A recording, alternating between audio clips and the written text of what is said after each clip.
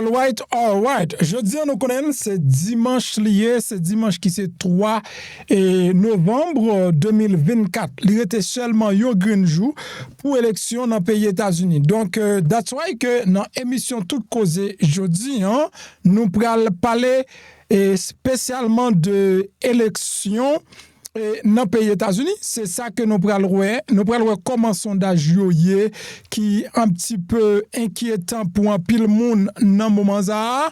Et l'enfin sondage yo gagne différents points qui affectaient élection ça nous pral déclaration plusieurs auteurs qui parlaient tant que Barack Obama et tant que Michelle Obama qui c'est des noms et qui très populaire j'en connais donc nous pral moun sa semblier VP Kamala Harris qui dans différents états là n'a regardé dans Pennsylvania côté que la parler avec population pral quitter nous suivre extrait ça yo. Mesdames et messieurs, nous avons un moment qui est vraiment critique et son moment qui est vraiment critique, l'Mdouza, pas de jouet dans ça. Nous allons voir tout détail qui est là, qui est-ce qui a mené, quantité de monde qui déjà voté dans l'élection ça. Oui, c'est la première fois, il y a toute quantité de monde, il y a plus que 72 millions de monde qui ont voté. J'entends déjà, il y a plus que 72 millions de monde qui ont voté. Et nous prenons comment dossier voté par rapport à républicain yo et puis démocrate yo, nous prenons tout ça et dans vidéo ça. Nous prenons parler également de dossier Moun qui a signé pétition peuple là mettait d'ailleurs pour sénateur Guy Philippe qui mandait sénateur Guy Philippe comme leader yo, qui reconnaît sénateur Guy Philippe comme leader yo, et bien c'est sa pétition qui reconnaît sénateur comme leader pour diriger yo, c'est ça.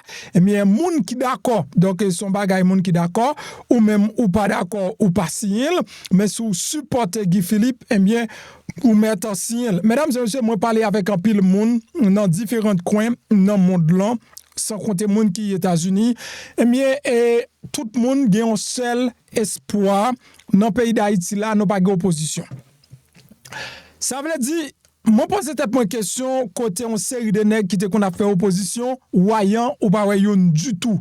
Moi mandé côté Moïse Jean-Charles, yon nèg depuis gen pouvoir toujours camper sous l'estomac pouvoir. Ou pas well parce que li nan pouvoir. Ou mandé côté Claude Joseph pendant Ariel Henry était là toute journée Claude Joseph te gon campagne la mené ou pas pour qui élection côté Claude Joseph ou pas well parce que nan pouvoir côté André Michel qui pas de bail soufa Jovenel Moïse ni à Michel Joseph Martelly ni aucun président passé côté André Michel ou pas well parce que li nan pouvoir.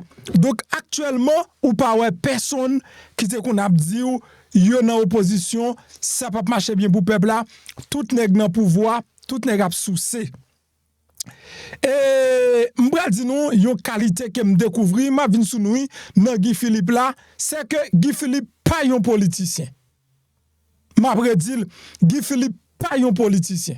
Et haïtien actuellement dans niveau de situation Haïti là, li pas besoin de politicien. Guy Philippe gon travail et monsieur a fait parce que faut que moi recevoir appel direct sénateur et qui a dit c'est pas pouvoir qui intéresse, c'est pas pouvoir. Et moi c'est pas élection qui intéresse, c'est ouais pays a changé.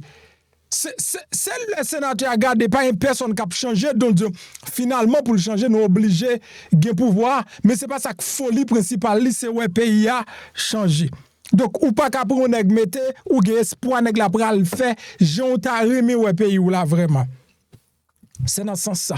Donc qui fait que moi-même moi supporter travail sénateur Guy Philippe a fait et moun qui signe pétition s'il vous plaît qui ouais non même page que le change.org qui mande si vous voulez supporter ou bien si vous voulez partager qui mettez comme là comme vous mettez pas pour Guy Philippe. Tenez bien non website ou signer pétition l'argent ou mettez pas pour Guy Philippe. L'argent ou mettez c'est l'argent ou fait website là qui bail côté pour faire pétition cadeau pour le continuer travail mais l'argent ça pas le jeune Guy Philippe. Si yon moun ou besoin Alors, aider pas aider sénateur, parce que l'argent pas aller dans mes sénateurs Guy Philippe. L'argent pas aller dans mes sénateurs Guy Philippe. M'a chercher website là et m'a make sure que moi joindre pour me partager ensemble avec nous parce que c'est très important. Si au monde vous voulez, c'est pas si vous voulez. Et sénateur Guy Philippe, Relen, ni en coulisses, tout gens pour dire, lui-même, li pas dans dossier, comme li impossible pour faire politique sans l'argent. Parce que à qui ça va faire politique là? Lui-même, li pas recevoir aucun cob de manière individuelle, de manière personnelle. Mais si on moun ou besoin supporter un bien mouvement frayant, il y a un website, c'est lui-même m'a cherché là mes amis, moi j'ai un website là sous les yeux, même perdu, bien sûr, avant live ça a fini, m'a Gentan monter avec website là pour nous, pour me capable montrer nous, et mais si vous besoin supporter, qui côté pour aller pour supporter. Mais signer pétition, c'est seulement signer pétition, c'est ça au besoin. Donc signer pétition pour plus de monde qui arrive. Donc website là, il échappe moins. M'a demandé au monde qui gagne, mettez en bas vidéo pour moi là bien rapide. Mettez-le pendant vous avez des vidéos, mettez website là. De quoi que mesdames et messieurs, pour nous capable arriver supporter mouvement ça, supporter travail ça, supporter activité ça, supporter révolution ça pour pays à lui-même les cap connaît un changement. Oui, et faut ou capable aider pour capable supporter mouvement ça pour payer à lui-même les capable connaît un changement. Et moi me gagne un flowers qui gagne website là la donne c'est vers la nouvelle haïti.com, OK /donation vers la nouvelle haïti.com/donation, c'est là où est capable supporter travail là et bon écrit pour nous capable et m'pral partager écran moi pour capable parti tout chaud là, on comprend parti tout chaud vers la nouvelle Haïti, vers la nouvelle haïti.com, vers la nouvelle haïti.com bien sûr, I got it. Et vers la nouvelle haïti.com et puis yo ou pour aller dans donation côté dit donation, OK, et c'est lui-même ça, bon partager ça écran ensemble avec nous, m'a prend ensemble pour me faire ça parce que yo même yo gen Kamala, OK, nous même nous gen Guy Philippe, yo même yo gen Kamala. OK? Yo même yo gen ki moun Kamala, nous même nous gen ki moun Guy Philippe. Et si nous pas supporter ça, nous gen pas moun a supporter le pour nous. Donc tout monde gen position yo. OK? Nous même nous gen Guy Philippe, yo même yo gen Kamala. Mais website là guys, c'est sous li pour supporter. Sous besoin voyer cob, c'est sous li pour voyer cob là. OK? C'est sous li pour capable voyer l'argent si toutefois ou besoin supporter yo. Si toutefois vous avez besoin de supporter le travail, ça, c'est sous lit, mes websites là. Vous pouvez aller vers la nouvelle haïti.com. Allez vers la nouvelle haïti.com et puis là, vous êtes capable de supporter. Je vais partager encore flyers, moun capable de supporter, qui ont mon cash la donne, qui ont Zelle la donne, qui ont Sendwave, etc. Je vais partager flyers là encore. Je vais rappeler tout le monde, moi, pas de travail pour Guy Philippe, pas de travail pour aucun parti politique. OK?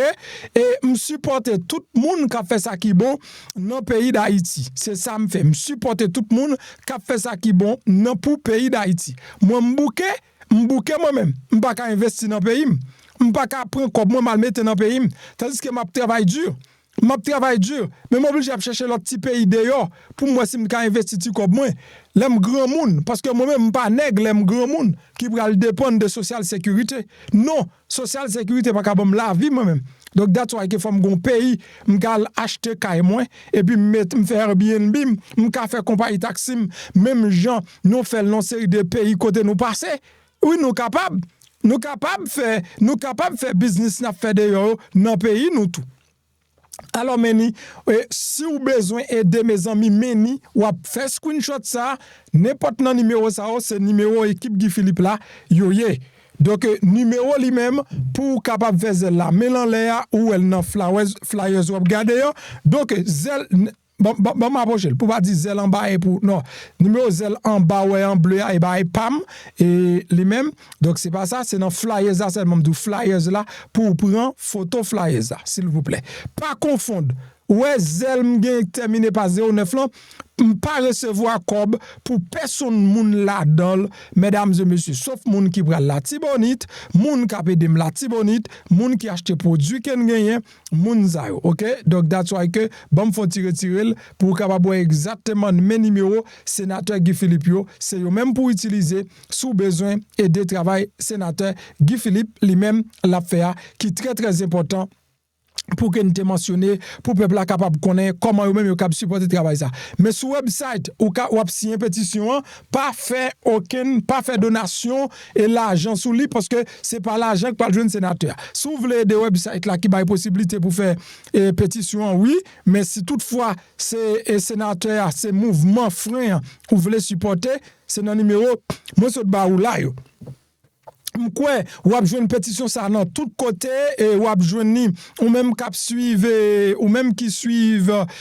messieurs yo donc ou ap joine qui suivent tout l'autre messieurs qui fait travail mais qui toujours bail interview avec sénateur sur toute plateforme ça ou doit joindre un bien et link là etc. donc m'a rappelé là soit aller sur page Facebook sénateur Guy Philippe et mais ou ap joine sur page Facebook sénateur Guy Philippe également et yo te partager page qui officielle là ensemble avec moi m'bral essayer joindre ni tout m'a fait un travail colossal jodi à là parce que il y a plusieurs pages qui t'a dit ou c'est pour sénateur Guy Philippe mais pas grand rien pour yo avec sénateur Guy Philippe et ben m'bral montrer qui page officielle sénateur Guy Philippe et lui-même m'bral montrer qui page sénateur officiel sénateur Guy Philippe là donc c'est sous page ça ou a joindre link là également pour cap signer pétition mesdames et messieurs, OK?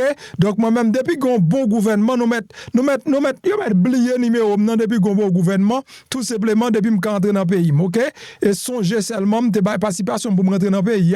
Donc les me rentrer dans le pays à souple, quitter me faire travail moins légalement et pas mettre babouquette dans bouche moins. That's all I need. Mes pages officielles Facebook sénateur Guy Philippe là, c'est seul lui même yo gagné comme page officielle. D'après ça, membre équipe liant fait me connaît. OK? Page ça marqué Guy Philippe là, moi c'est Guy Philippe, c'est lui même qui page officielle, il gagne 27 000 followers, c'est lui même qui page officielle sénateur Guy Philippe. M'a demandé pour nous couper petit parti dans vidéo ça laguer couper laguer là ou ap joindre lien pétition cliquez là pour capable signer pétition ou ap cliquer sur lien ça pas gen ou pas bois sac pas vle bois mais ça Chloé cap dit bois Clorox donc moi même m'a dit notre monde sac pas vle embarquer donc là nous obligé faire un choix nous obligé supporter yon moun jodi c'est toi lié bonjour bonsoir tous les amis comment y m'espère en forme si n'a regarder vidéo ça image ça si que nous live on pas même là c'est que nous là toujours nous dit papa bon Dieu qui est dans ciel là gros merci qui fait un cadeau un jour en plus non pas c'est MPH zami mi le MP ma belle Hélène le MPP l'autre boule sucre moi yo toujours à chercher yo non pour yo bon moi c'est tout un plaisir pour me passer pour me fournir non information mesdames et messieurs. Après-midi, c'est dernier dimanche avant élection. Élection, c'est mardi. Pas gain ou pas bois. Nous obligés, faut tirer la communauté à la pour nous parler de ça qui a passé dans le mouvement élection.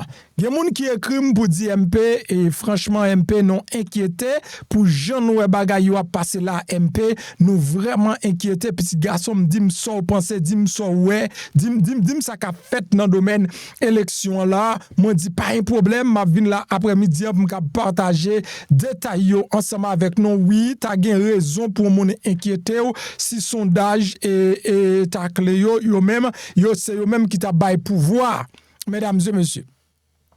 Parce que m'pa bon menti et ta clé là jodi a moun k'ap mené là dedans c'est pas Kamala Harris lié c'est Donald Trump OK et dans état clé yo jodi a là si c'est état clé qui t'a bail élection l'aime dit c'est yo oui k'ap bail élection m'pa dou si c'est yo qui t'a bail li mais ça veut dire si c'est sondage là qui t'a bail élection sondage actuel état clé qui t'a bail élection jodi a là et nous t'a dit malheureusement nous perdu élection.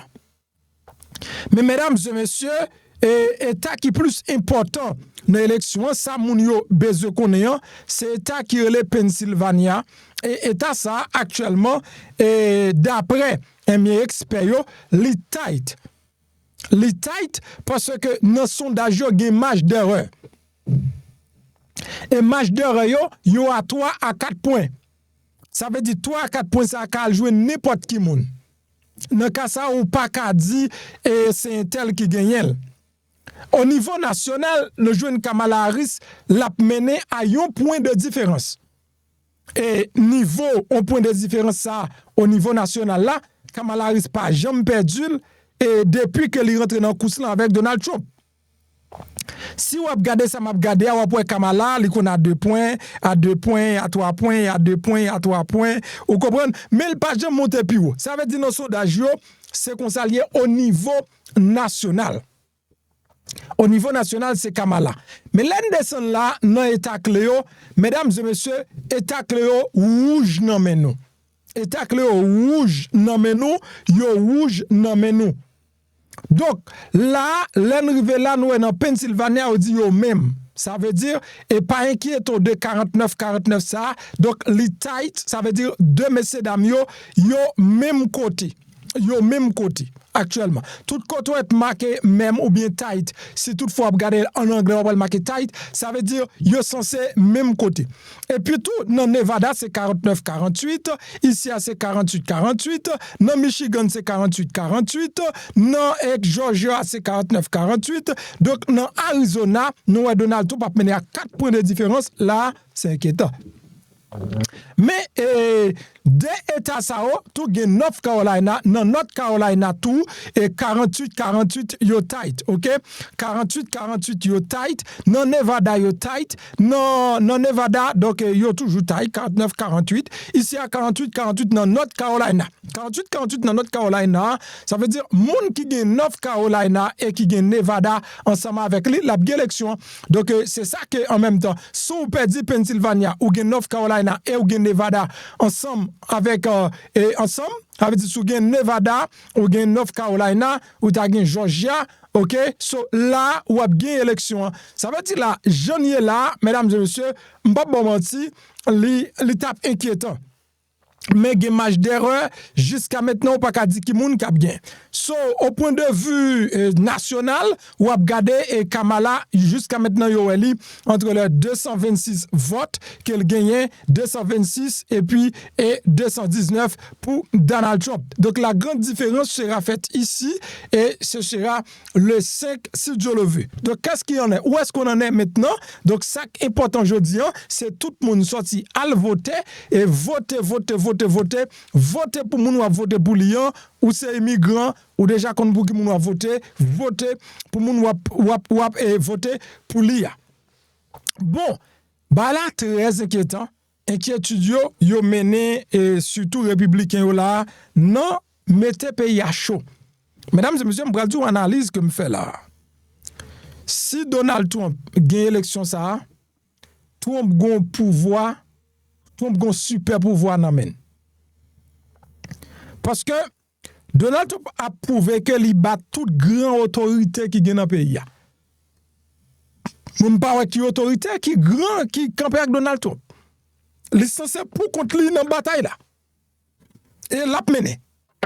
Ça veut dire que une victoire de Donald Trump doit inquiéter moun.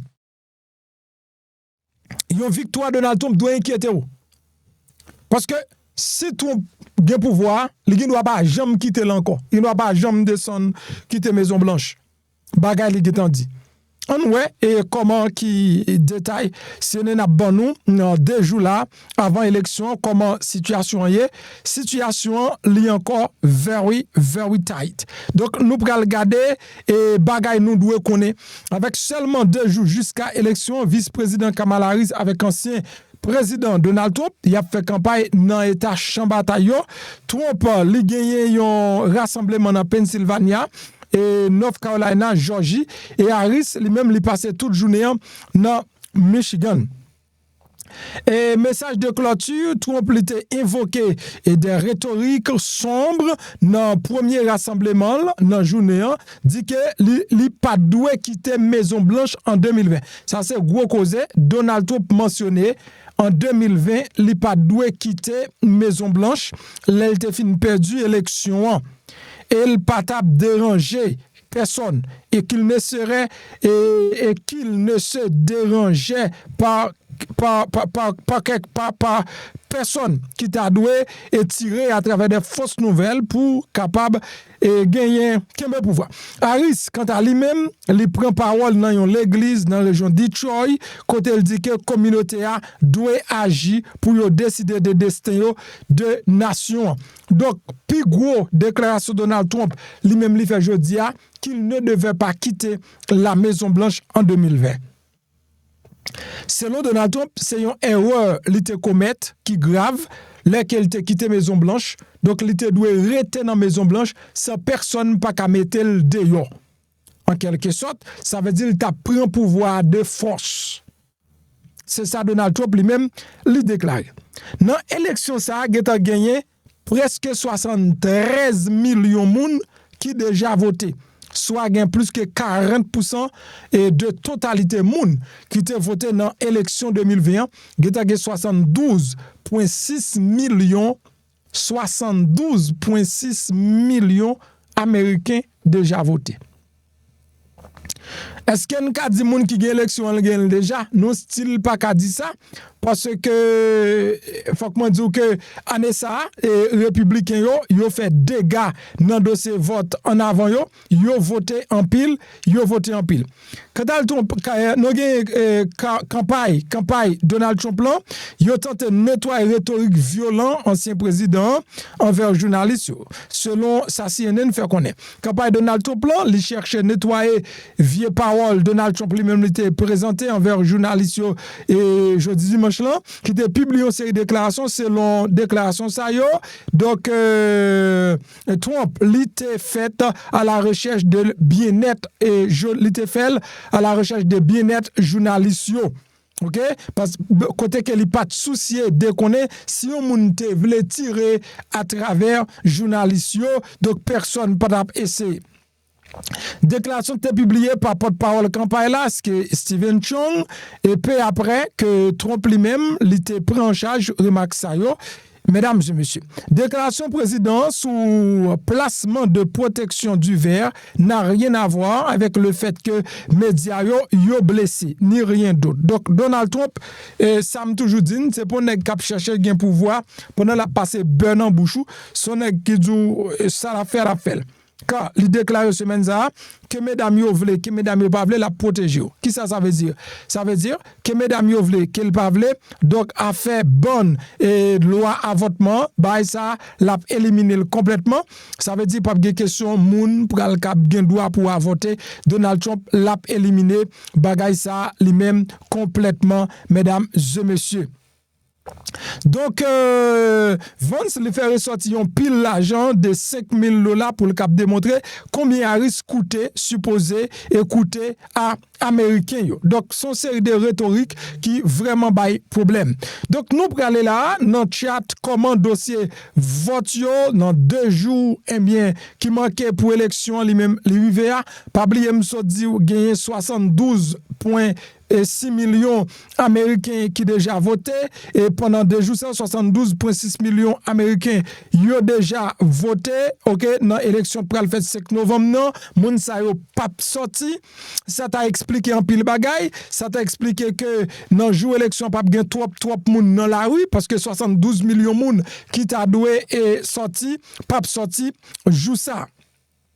CNN surveillé et qui vote préélectoral dans 36 États qui offrent un vote rapide ainsi que façon chiffre vote yo process et yo comparé et Jean ça te fait 4 ans de cela, les COVID-19. Donc, démocrates, yo détenaient un large avantage par rapport à républicains dans le vote de bio il y a 4 ans. Ça veut dire 4 ans de cela, démocrates ont été plus de monde qui t'a voté d'avance, mais année ça, républicains sont censés gagner plus de monde qui a voté d'avance que démocrates. Qui moun qui vote bonnet dans l'état comment ça y est par rapport à républicain par rapport à moun qui registré pour démocrate et moun qui enregistré tout pour personne comment ça y est.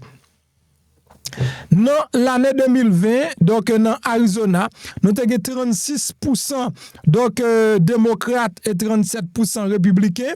Donc dans l'année 2020, année ça nous avons 33% démocrates qui ont diminué et puis républicains même continuent à monter à 41% dans Arizona. Arizona a plus républicains qui ont voté que démocrates, c'est-à-dire que 75% républicains dans l'État ça qui ont voté, côté gagne seulement 25% eh bien, démocrates qui votaient dans l'État ça. Let me tell you something. Ça représente un gros bagage. 75% républicains qui ont voté.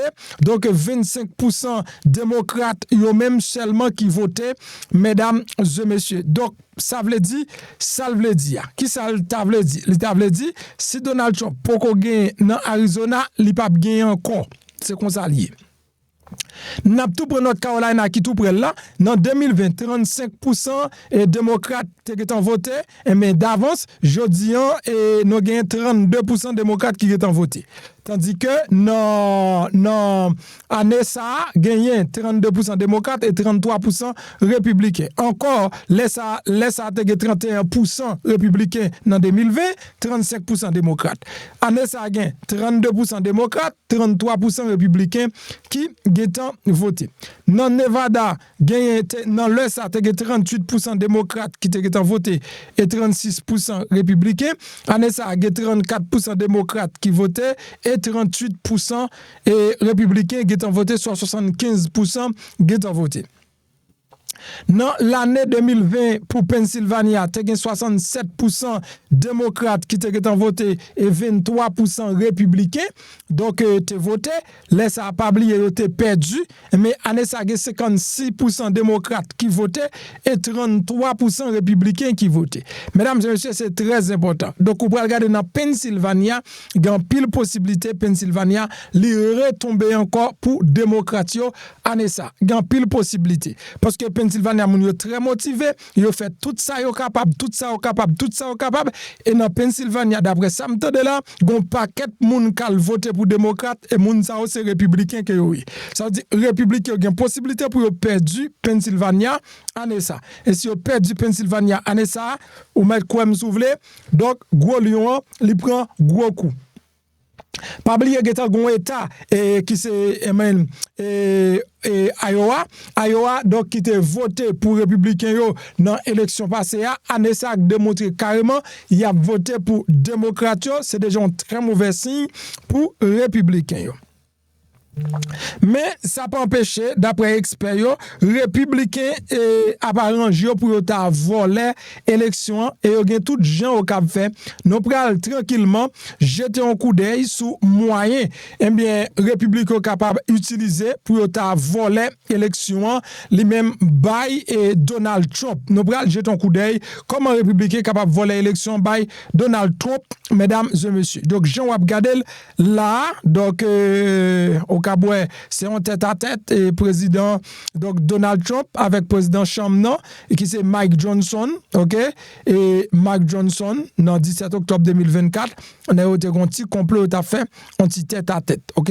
Donc là où t'as senti il vraiment paraître un petit peu illégal, mais légal, ça veut dire pour nèg la cap diriger pays a voter pour diriger pays et puis les plus mettre tête à nèg qui pas président pour le craser pays mais c'est américain lié donc laisser Américain toute bagaille légale. Donald Trump avec allié dans le Congrès avec dans bureau électoral à travers pays yo disposé d'une variété d'outils pour démanteler volonté électorale et installer Trump en tant que président. Résultat élection mardi donc yo dami. Une grande partie dans la nation qui était choquée lorsque tentative annulée élection 2021 était culminée avec une insurrection violente aux États-Unis. Capitole dans mois le 6 janvier 2021 et bien que scénario salier spécifique, les capable peu susceptible pour le jouer à nouveau 6 janvier. Nation du monde capable stupéfait une fois de plus à distance à laquelle républicain capable de rendre une victoire potentielle à vice-président Kamala Harris. Congrès a été tenté pour combler un certain de lacunes que Donald Trump et républicain dans la Chambre Sénat essayé d'exploiter il y a 4 ans, mais le danger il reste toujours en vigueur. Républicains pour Trump, il y a encore plusieurs voies pour renverser l'élection si vice-président Kamala Harris lui-même lui remporter l'élection. Ça veut dire son gros bataille qui gagne là. Et pendant ce temps, il y a une coalition diversifiée bipartisane de législateurs d'experts en droit électoral, juges à la retraite et anciens responsables fédéraux qui ont été des scénarios de guerre à la fois en jonction avec la campagne Harris et de manière indépendante pour préparer un coup d'état constitutionnel dirigé par les républicains qui est capable à nouveau arriver à un point culminant. Donc, mesdames et messieurs, par résumé, gagner un coup d'état qu'a préparé en bas. Républicains qui dans le Congrès, avec républicains qui dans tout pays. Donc, mesdames et messieurs, ils mettent ensemble pour voir comment, si Kamala Harris gagne l'élection, comment ils sont capables de boycotter les résultats et puis plaquer dans l'estomac Moun, Donald Trump comme président. Mais faut que moi dis non carrément il pas passé et la loi primée dans le pays États-Unis quel que soit agent ça il pas passé si Donald Trump perd l'élection il perd le net et maintenant de est-ce que pas ouais Donald Trump perd l'élection qui cause bagaille taille comme ça non façon yo taille là Jean wap gadel au niveau national c'est comme ça dossier et Kamala Harris li 48 et Donald Trump li 47% et dans tout sondage yo montré même bagaille que Kamala Harris lui-même l'a mené à un point au niveau national sous Donald Trump. Donc, un point ça, c'est lui-même qui est capable de faire le président, dans le pays, les États-Unis. N'a continué, j'en connais, je dis c'est toute cause, nous prenons toute cause aujourd'hui pour nous parler élection américaine et pour nous dire comment situation lui-même la peut fonctionner là parce que nous connaissons et ça capte nous là, c'est élection. Élection ça qui a un impact capital sur la vie chaque monde capte dem là, qu'on vle le ou pas, élection ça a un impact sur la vie chaque haïtien côté étranger. Donc me parler avec quelques monde qui c'est des Européens, yo même yo dit tout, élection ça a un impact sur pays yo. Si Donald Trump gagne élection, l'Europe met deal perdu. L'Europe met deal entravé. Si Donald Trump gagne élection ça, Ukraine met deal la ville finie, Israël met deal la ville finie. Donc nous avons paquet de grands pays qui met dit donc yo même yo entravé. Les pays de l'OTAN, Donald Trump pas jouer avec yo. Li Gentan dit la fait pays l'OTAN yo, li pas bay pays l'OTAN sécurité si toutefois pays autant ça yo même yo pas payer pour sécurité, yo pas bay yo sécurité. Ça veut dire c'est ça que moi dis nous Donald Trump li pas acheté figi moun ça l'a dit ali dit. On dirait que Donald Trump agit li parler tant coup pour yo pas voter. M'pa konn son stratégie Donald Trump utiliser comme ça, li parler non gens pour moun pas ta voter pour le faire peur carrément et li parler comme ça. Mais c'est comme ça, il senti que pour le parler avec les républicains pour voter, donc c'est comme ça lui-même lui parler parce que les républicains, ils n'ont rien à perdre. C'est pas monde qui besoin faire pays, c'est monde qui plus besoin conserver l'argent, conserver ça au gain.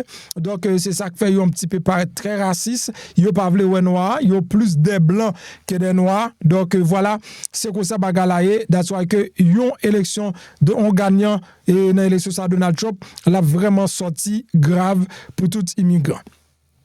Dans la dernière rubrique information, on va quitter entendre et comment Michelle Obama donc lui-même l'a cassé mettait nommé Donald Trump. Michelle Obama vraiment upset, vraiment fâché, vraiment dérangé façon louer élection ça va aller là, il mandel lui-même comment bagaille ça va aller. Mesdames et messieurs, son bail qui est extrêmement grave et ça qui a passé là et Barack Obama lui-même tout lui étonné parce qu'il pas capable comprendre comment peuple là yo capable comprendre que comment peuple là yo capable comprendre que Donald Trump capable résoudre problème yo et Kamala Harris li continue à faire belle promesse yo et belle promesse côté l'a dit mais lui-même li pas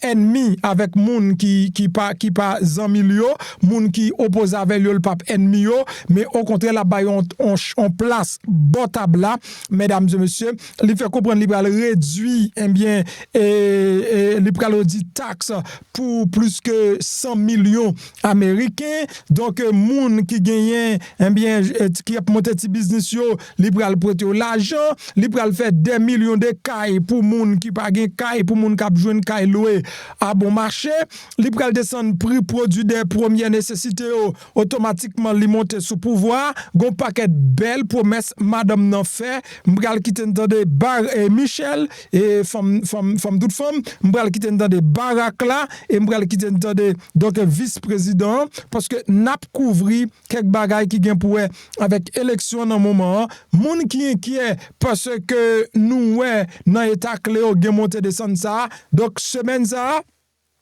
son semaine turbulence donc c'est tout à fait normal parce que sondage yo fait avec plus moun qu'al voter déjà. OK, sondage yo fait avec plus moun qu'al voter et puis plus moun yo y a voter pour républicain. Gen moins démocrate qui sorti à voter. Donc puisque moun yo ka fait sondage yo semaine ça, yo plus rete bon côté moun a vinn voter pour yo poser question, y a joindre plus républicain donc qui répondent y a voter pour Donald Trump que démocrate. Ou pas comprendre. Donc ça veut dire moun qui fait sondage là, et pas dans marché dans la rue, il aurait été bon côté moun y a vinn voter, mais il a posé aux questions là, il y a besoin plus républicain parce qu'il y a 75% républicains qui déplacés dans état clé au cal voter. Donc c'est normal pour pas jouer pile monde pour Kamala Harris.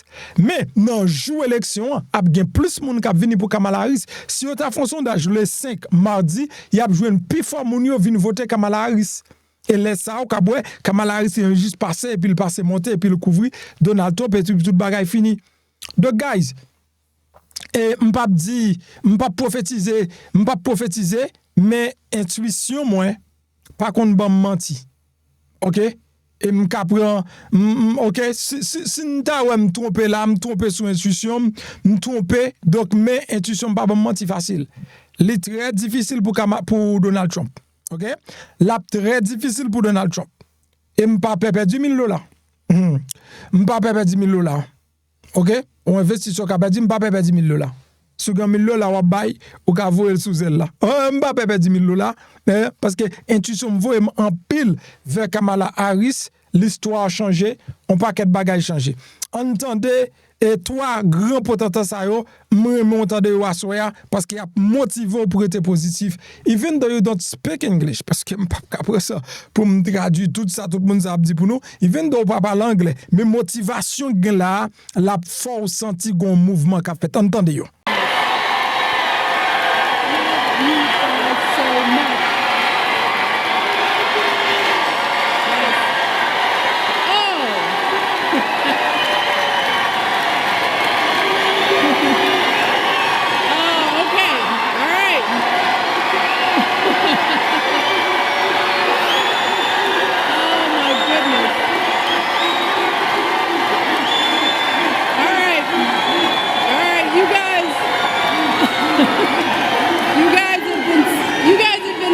Little bit. So we want to get this show on the road, especially for our folks standing here in the mosh pit. Hang on there. We love you. Well, let me just start by saying hello, Kalamazoo. or should I say Kamalazoo? Who is ready to elect the next president of the United States, Kamala Harris? Yes. But me start, of course, by thanking Hallie for everything she's done to get out the vote here in Michigan. But most of all, I want to thank all of you because, 100 years old, no. Oh my goodness. You look amazing. I bow down. Doesn't it feel good to be together? I mean, it feels so good. I haven't done this in such a long time. It feels good to see how strong, how hopeful, how energized, how organized we all are.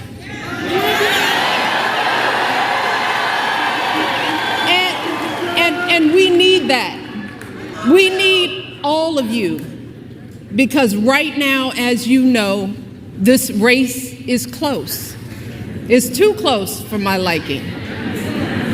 And I came out here to Michigan because I am someone who takes her own advice to heart. I know that if we want to help this country finally turn the page on the politics of hatred and division, we can't just sit around and complain.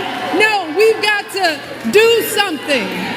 If we want to usher in the next generation of American leadership, we have got to do something. If we want to elect someone with a character that is worthy of the Oval Office, someone with the strength of heart to guide our country to a better day, we have got to what? And that someone, of course, is my dear friend Kamala Harris. And Michigan, I am so hopeful about the energy and poise and joy that Kamala has injected into this race. And if you know Kamala like I do, that's no surprise. I mean, think about it. No one could have predicted the way everything would have unfolded this summer. And yet, in a critical moment when our country needed her, Kamala couldn't have been more prepared to meet that moment. And she's met it every single day since. Yes. Oh, she's filling arenas in a way we haven't seen for years. She's building a remarkable campaign in record time, dominating her opponent so thoroughly in the debate, he was too scared to face her again.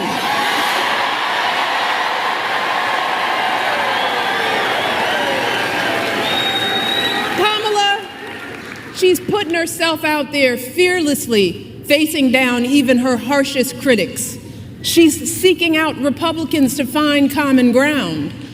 And unlike her opponent, she's not ducking interviews or cowering in safe spaces only with fawning audiences. No, she's showing us what a sane, stable leader looks like. She's not losing her train of thought or stumbling over her words. And she's doing it all with vigor and with grace. That's because Kamala Harris is a grown-up.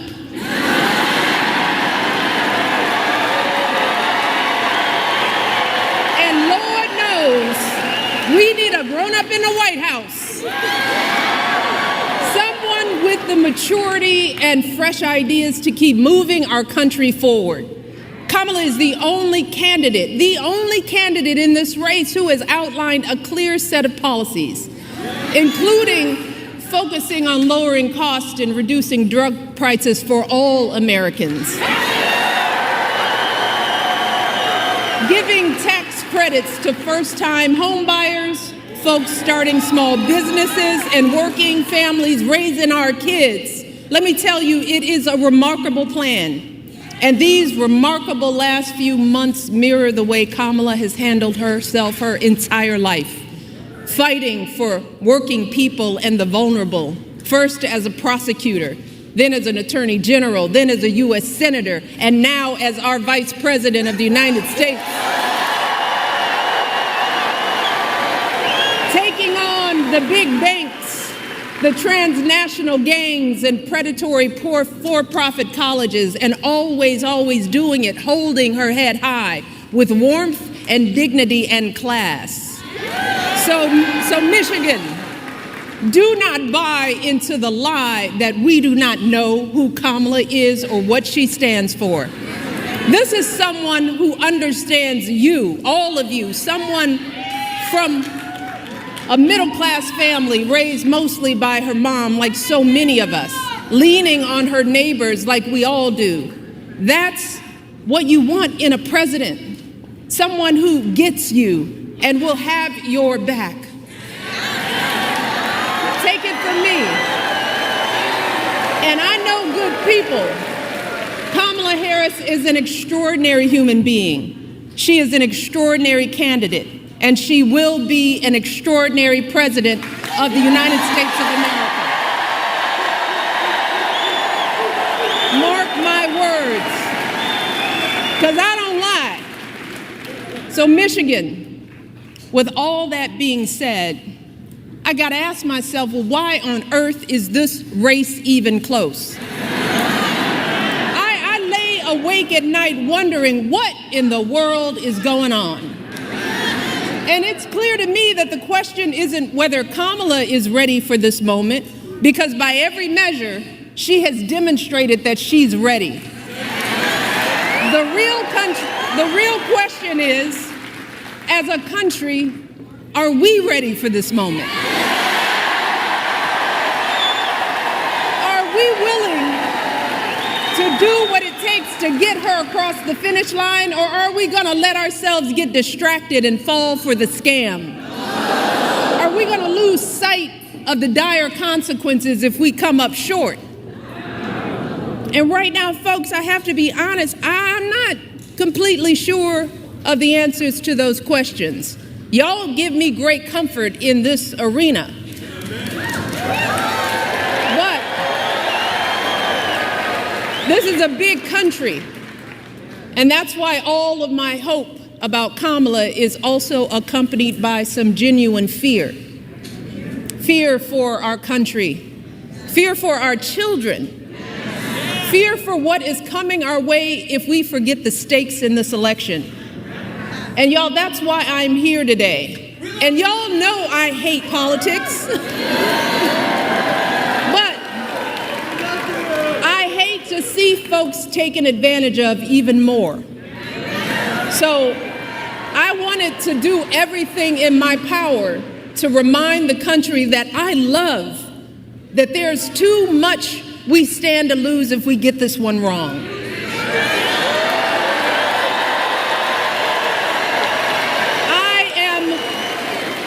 I'm deeply concerned, and I'm talking to everybody out there, that too many of us are still confused and buying into the lies and distortions from people who do not have our best interest at heart. So I want to address some of these concerns head on. Because when you lay out the options, this choice isn't even close. But whether it's online or in the media or in our social circles, there are folks who say they're not sure about Kamala. They accuse her of not providing enough policy detail. Some wonder, do we really know her? Is she too aggressive? Is she not aggressive enough? There are folks sowing seeds of doubt about whether she's who she appears to be. Now, don't get me wrong. Voters have every right to ask hard questions of any candidate seeking office. But can someone tell me why we are once again holding Kamala to a higher standard than her opponent?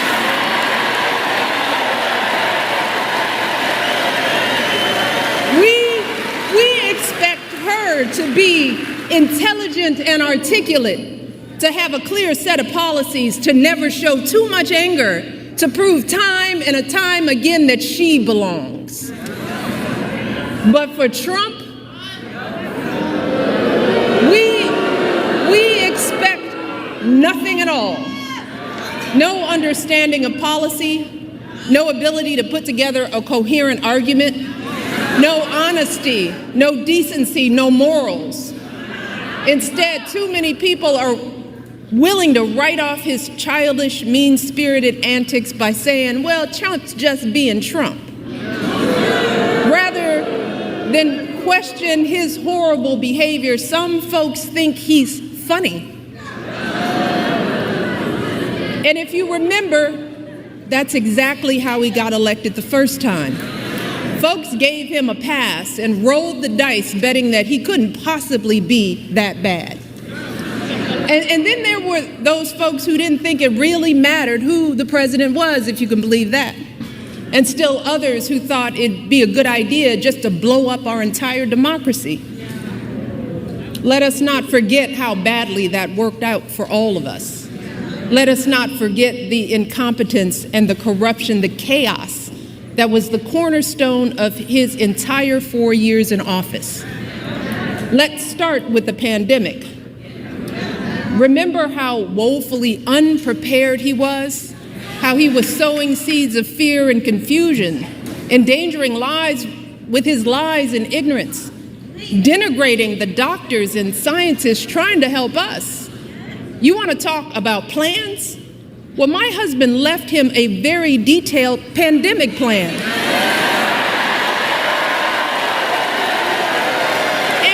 And you know what he did? He ignored it. He had no clue how to get us out of that crisis. No ability to bring back the millions of jobs we lost so suddenly. No idea how to get our students back into school safely. No attempt to help stem the epidemic of loneliness and isolation that too many of our young people are still dealing with. And his failures had real costs. America lost 7 million more jobs during the COVID downturn than the European Union. Among wealthy nations, the United States had one of the highest COVID death rates. Again, all of this occurred with Trump in charge. And sadly, this was just the tragic exclamation point on his disastrous presidency.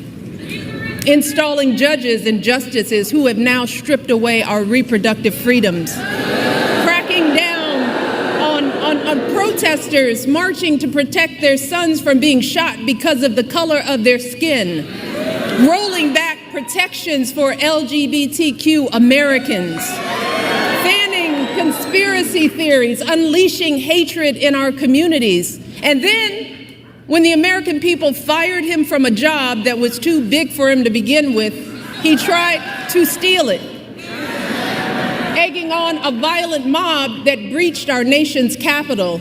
And when told that his own vice president was in danger, you know what he said? So what? So what, y'all? He said, so what? And after all of that, and there is more. There are still folks wringing their hands, crossing their arms, tuning out, saying they plan to sit this election out to prove a point. Well, let me tell you who isn't tuning out. Many of the folks who served closest to Trump and saw the danger firsthand. His former vice president, almost half of his former cabinet members, the growing list of four-star generals and Republican governors and senators and former House members, all of whom are not publicly supporting his candidacy the second time around. Y'all hear what I said? They are saying no, thank you. Many are speaking out. His chairman of the Joint Chiefs of Staff, for example, said, and these are his words, that Trump is fascist to the core. His Joint Chief of Staff. These folks know that nothing this man says or does is funny in any way. So I hope you'll forgive me if I'm a little frustrated that some of us are choosing to ignore Donald Trump's gross incompetence while asking Kamala to dazzle us at every turn. I hope that you'll forgive me if I'm a little angry that we are indifferent to his erratic behavior, his obvious mental decline, his history as a convicted felon, a known slumlord, a predator found liable for sexual abuse. All of this while we pick apart Kamala's answers from interviews that he doesn't even have the courage to do, y'all. So,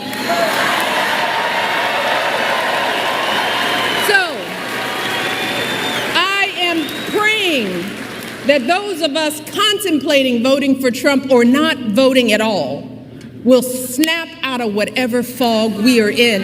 I am praying that we consider the decades of sacrifice and struggle by all of our ancestors, the folks who marched and sacrificed and shed their blood for us.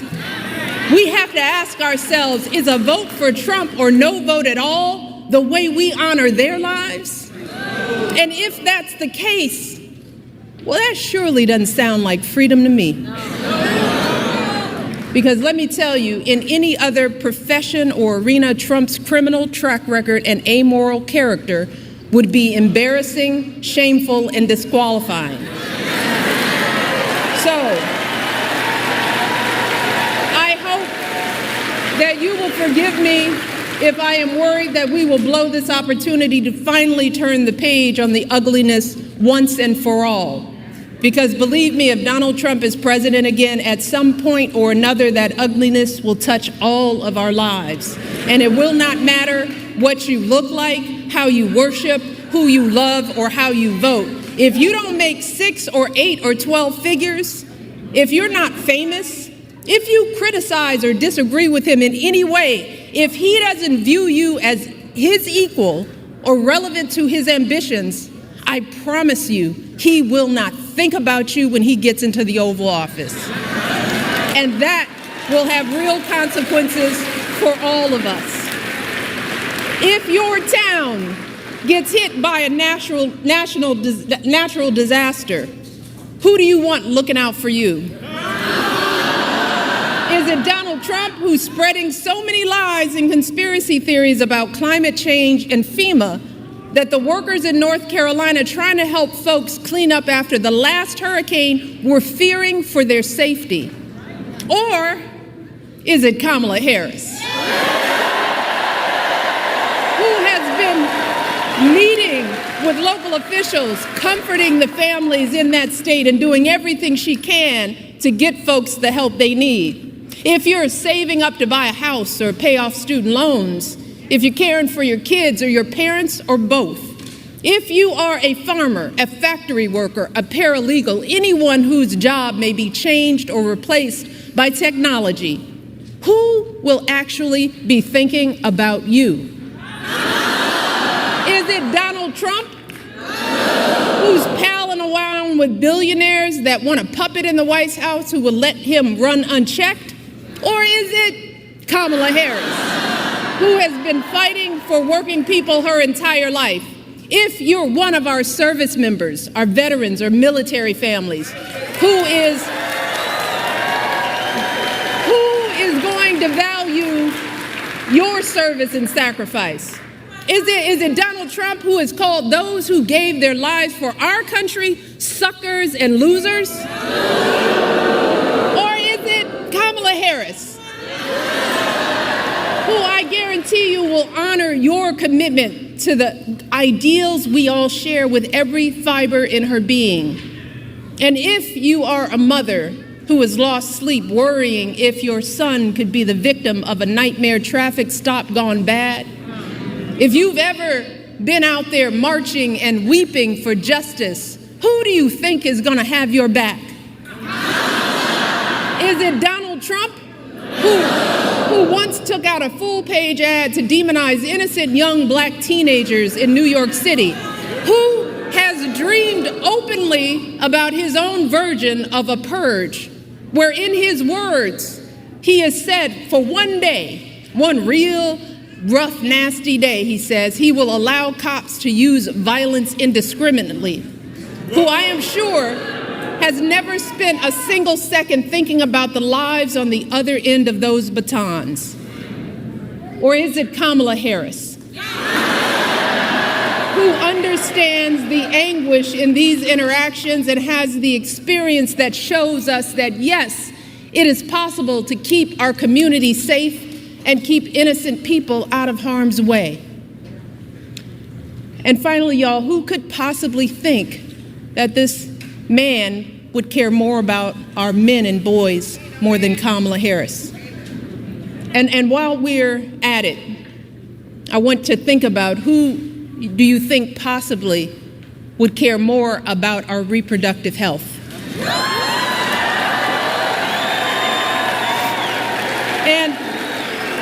And I just want to take a moment with this particular question, because there is so much that gets lost in the conversation about women's reproductive rights. And I want the men in the arena to bear with me on this, because there's more at stake than just protecting a woman's choice to give birth.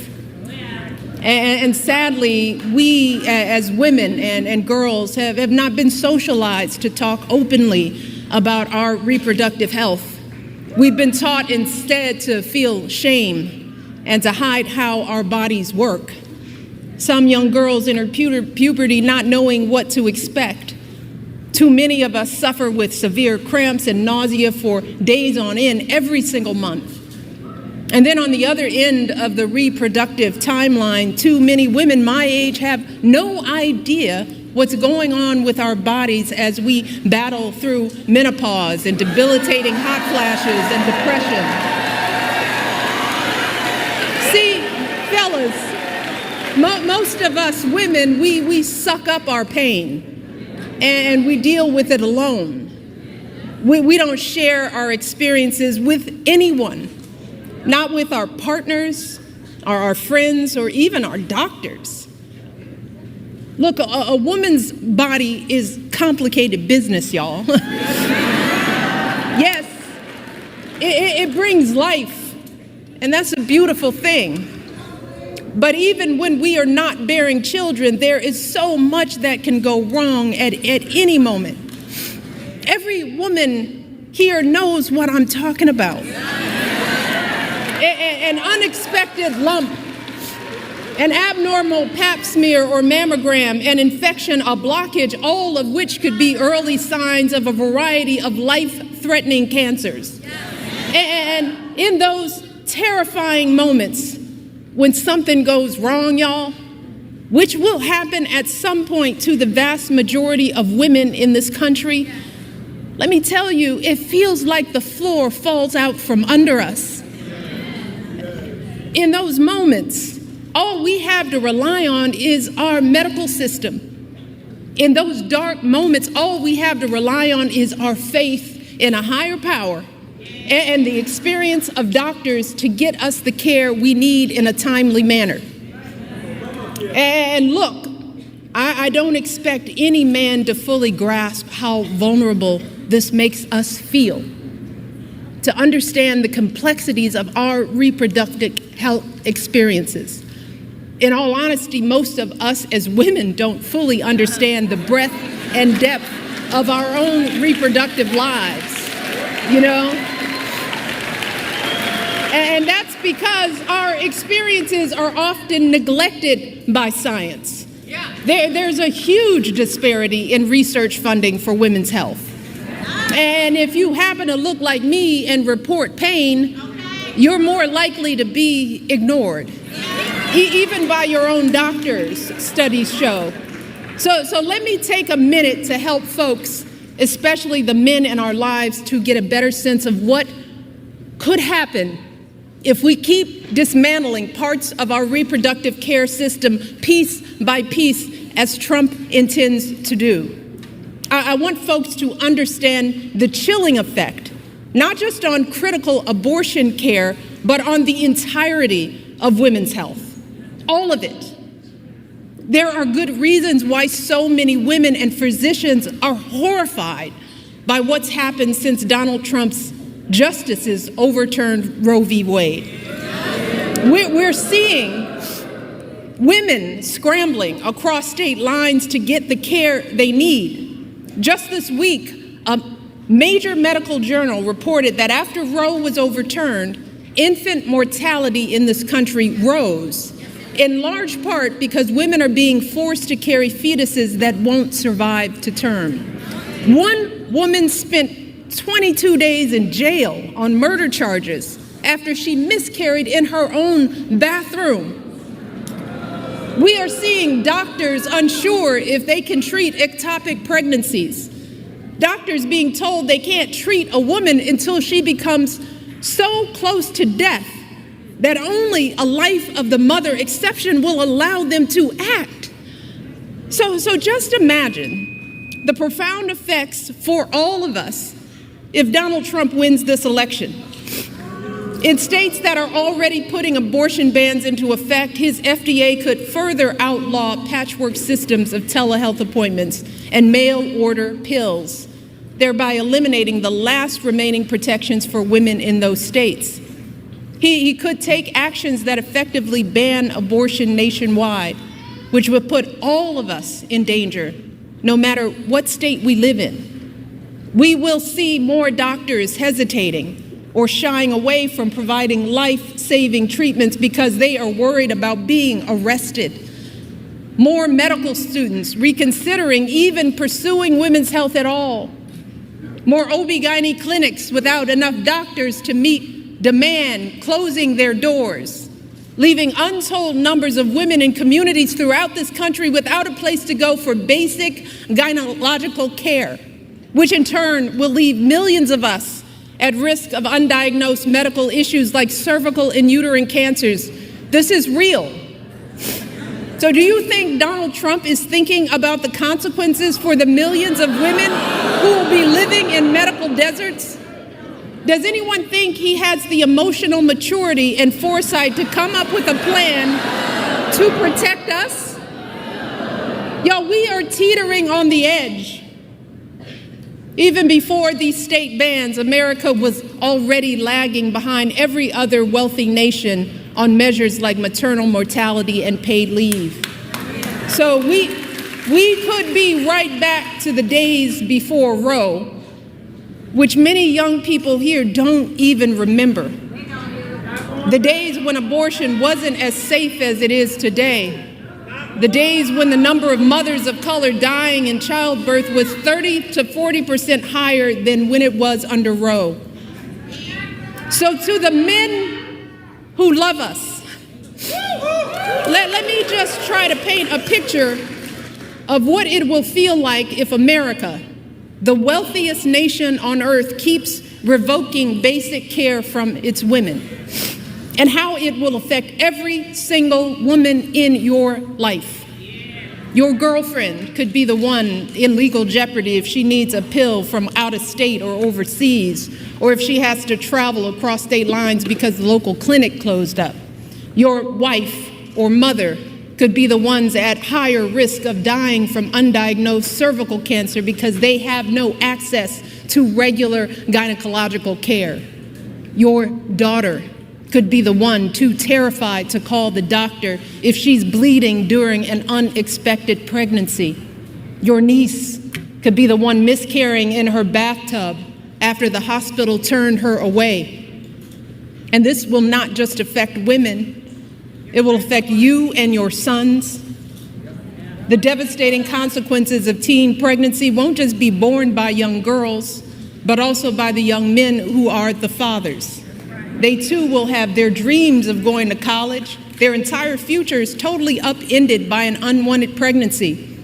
If you and your partner are expecting a child, you will be right by her side at the checkups, terrified if her blood pressure is too high, or if there's an issue with the placenta, or if the ultrasound shows that the embryo was implanted in the wrong place, and the doctors aren't sure that they can intervene to keep the woman you love safe. If your wife is shivering and bleeding on the operating room table during a routine delivery gone bad, her pressure dropping as she loses more and more blood, or some unforeseen infection spreads and her doctors aren't sure if they can act, you will be the one praying that it's not too late. You will be the one pleading for somebody, anybody, to do something.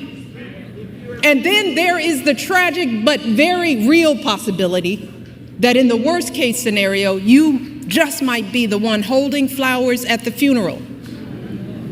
You might be the one left to raise your children alone. See, these are just some of the ways women die during childbirth. And I don't want to be a downer, y'all.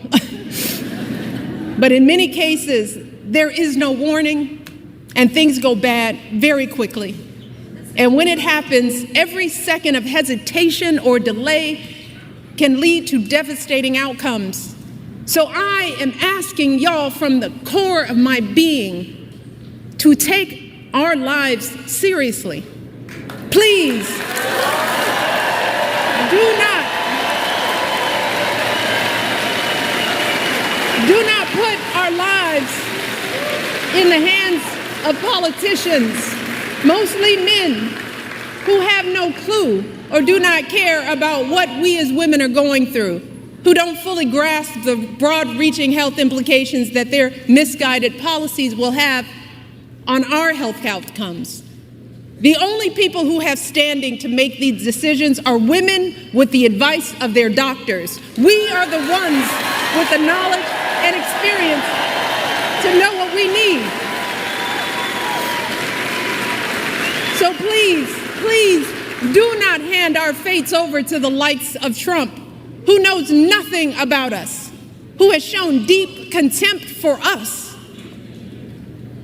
Because a vote for him is a vote against us, against our health, against our worth.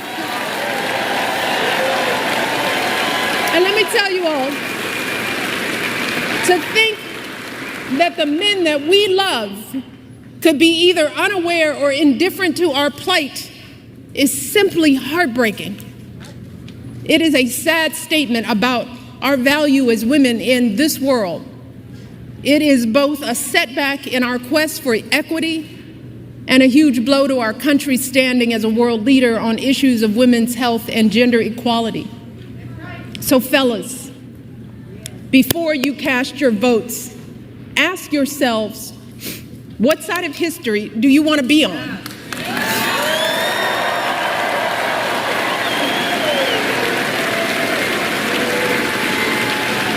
Now, I recognize that there are a lot of angry, disillusioned people out there, upset with the slow pace of change. And I get it. It is reasonable to be frustrated. We all know we have a lot more work to do in this country. But to anyone out there thinking about sitting out this election or voting for Donald Trump or a third-party candidate in protest because you're fed up, let me warn you, your rage does not exist in a vacuum. If we don't get this election right, your wife, your daughter, your mother, we as women will become collateral damage to your rage.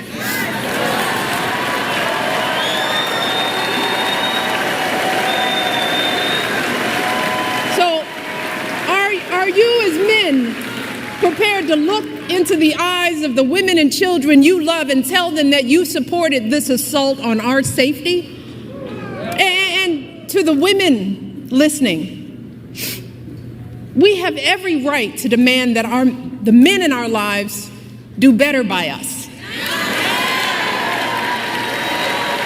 We have to use our voices to make these choices clear to the men that we love.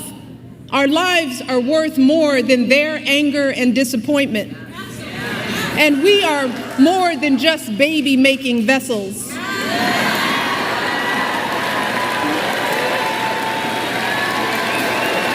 And if you are a woman who lives in a household of men that don't listen to you or value your opinion, just remember that your vote is a private matter.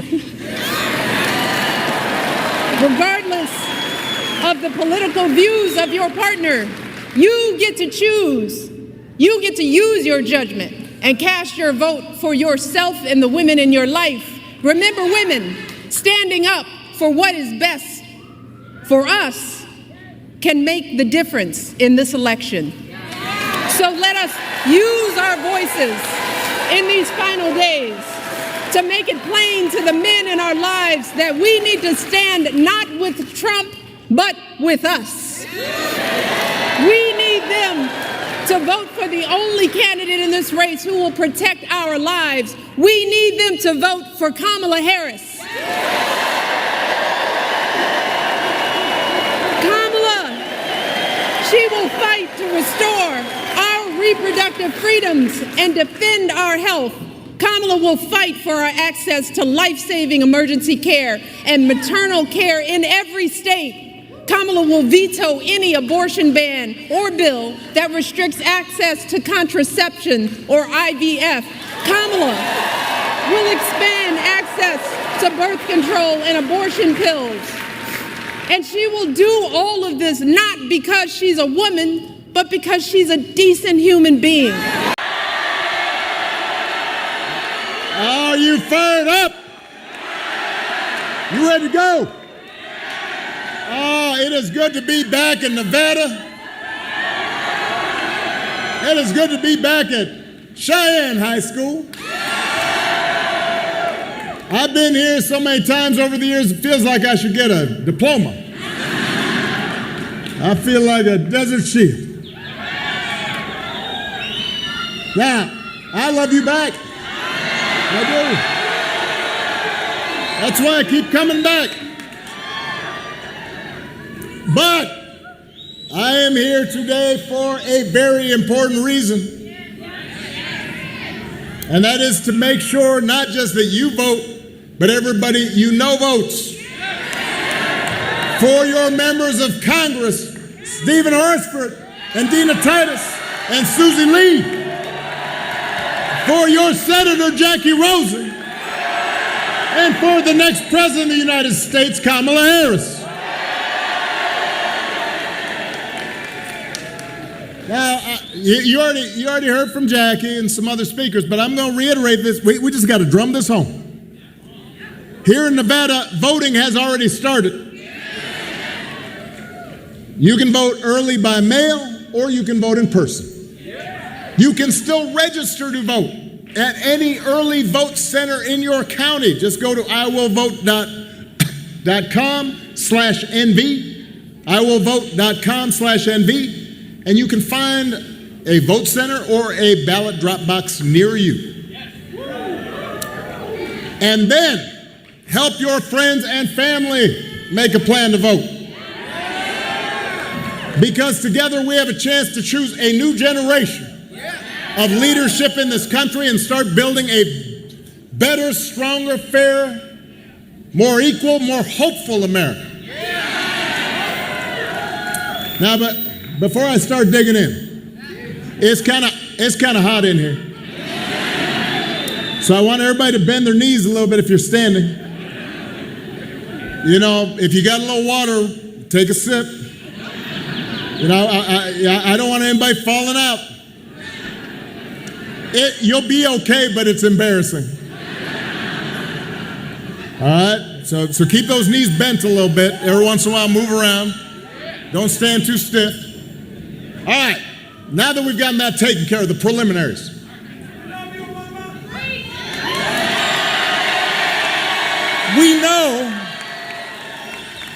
We know this election's going to be tight. And it's going to be tight because a lot of Americans are still struggling. You know, as a country, we've been through a lot over these last few years. You think about it. We had a historic pandemic that wreaked havoc on communities, on businesses. And then the disruptions from the pandemic caused price hikes. And that put a strain on family budgets. And so people started feeling like no matter how hard they ran, they were kind of treading water. And they started worrying, will my kid have the same kind of future I had? So I get why people are looking to shake things up. It's understandable. I understand it. What I cannot understand is why anybody would think that Donald Trump will shake things up in a way that is good for you. Because there's absolutely no evidence that this man thinks about anybody but himself. I've said it before. I'm going to say it again. Donald Trump is a 78-year-old billionaire who has not stopped whining about his problems since he rode down that golden escalator 9 years ago. I mean, he is constantly, he's complaining, he's griping, and when he's not complaining, he's trying to sell you stuff. He's trying to sell you some gold sneakers. He was trying to sell you a $100,000 watch. It's supposed to be Swiss made, but nobody in Switzerland really knows where it got made. He's trying to sell you a Trump Bible. Think about that. This is the Word of God. Gideon gives it out for free. He wants to sell you Word of God, Donald Trump edition. He's got his name right there next to Matthew and Luke. And by the way, I'll give you one guess where those Bibles are made.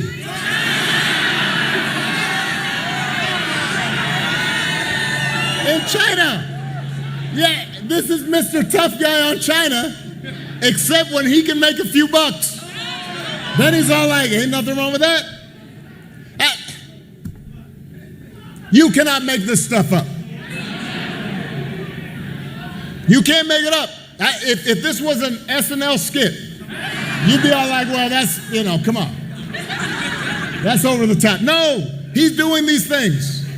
And the reason he's doing it is because all he cares about is his ego and his money and his status. He's not thinking about you.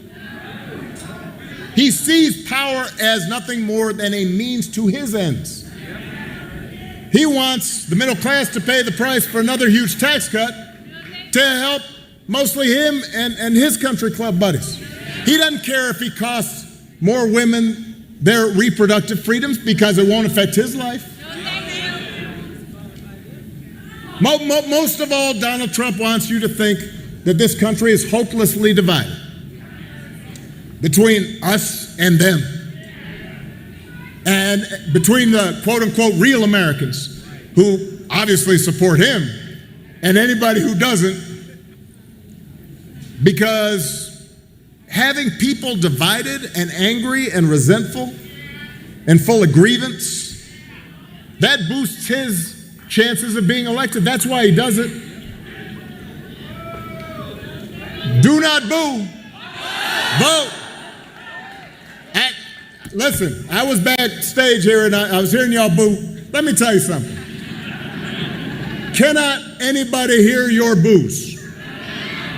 You know what they hear? Your vote. They hear your vote. They don't hear your boos. Vote. Now, so look, I like that. Go ahead. Now, I've spoken about Donald Trump's intentions, what his concerns are. They are not you. But there's another concern that I have about Donald Trump, which is his competence. Have you seen him lately? I mean, he is out there, he's giving these 2.5-hour speeches, just a word salad. You don't know what he's saying. At any given moment. He held a town hall meeting where, now the point of a town hall meeting, I've had like maybe 1,000 of them. The point is you meet with people and you answer their questions. He just stopped. He's all like, I don't feel like taking questions anymore. And then he just played music for half an hour. Just swayed to Ave Maria and YMCA. I mean, imagine if Jackie or I did that. Now, our playlist might be better. But it is strange behavior. He called himself the father of IVF. I have no idea what that means. And neither do you. He said January 6th was a day of love. Said it. Boom, boom. Vote. said it was a day of love. I mean, you know, made it sound like it was Coachella. So you would be worried if your grandpa started acting like this. You would. I mean, right?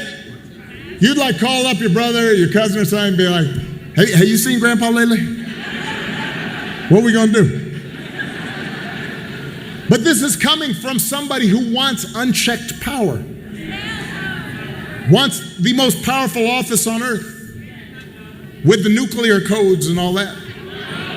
Now, the point is we do not need to see what an older, loonier Donald Trump looks like with no guardrails. America's ready to turn the page. We're ready for a better story. Arizona, we are ready for a President Kamala Harris. That's what we want.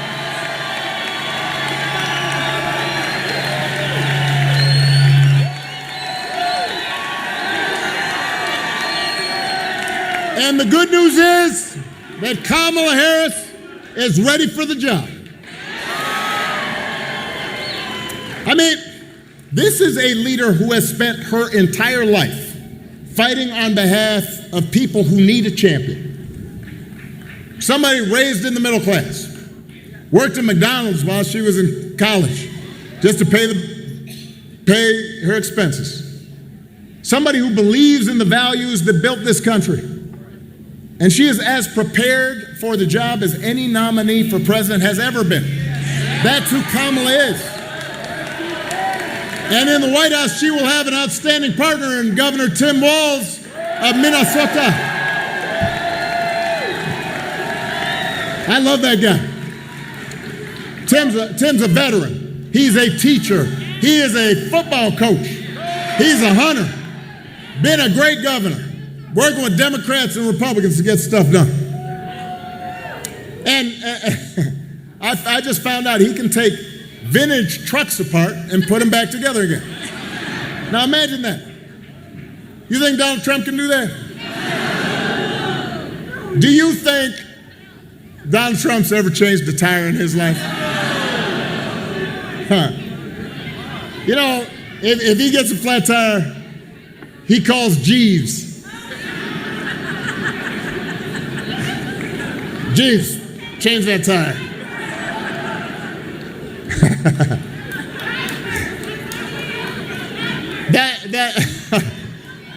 The point is, if you elect Kamala and Tim, they won't be focused on their problems. They're going to be focused on your problems.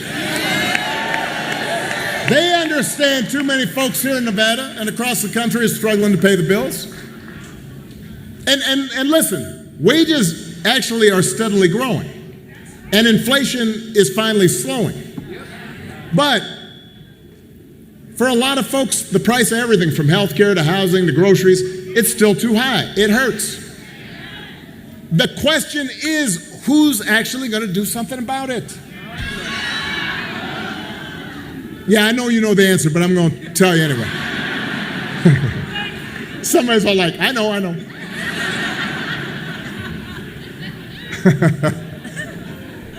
Donald Trump's plan is to give another massive tax cut to billionaires and big corporations. Now, wait, hold on.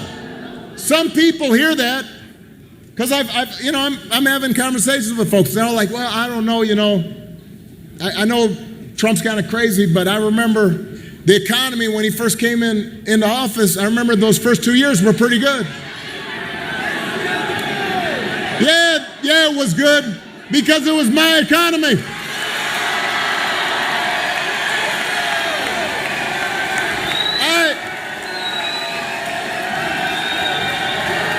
Some of y'all remember what it was like in Nevada when I came into office. The worst financial crisis in history. The housing market collapsed here in Nevada. You remember that? Boarded up homes everywhere. Folks' mortgages underwater. I spent 8 years cleaning up that mess that the Republicans had left me. And then I handed over to Donald Trump 75 straight months of job growth. And all he did with it was give a tax cut to the people who didn't need it, drove up the deficit in the process, and now he wants to do it all over again. So, if you're talking to somebody, and y'all know somebody who's all like, well, I don't know, I remember Trump, the economy that was pretty good. You remind them, it wasn't good because of anything he did. So that's point number one. Point number two, when it comes to health care, Donald Trump has got one answer. He wants to end the Affordable Care Act. He doesn't even really know what the Affordable Care Act is or how it works. He just knows I did it. No, that's the truth.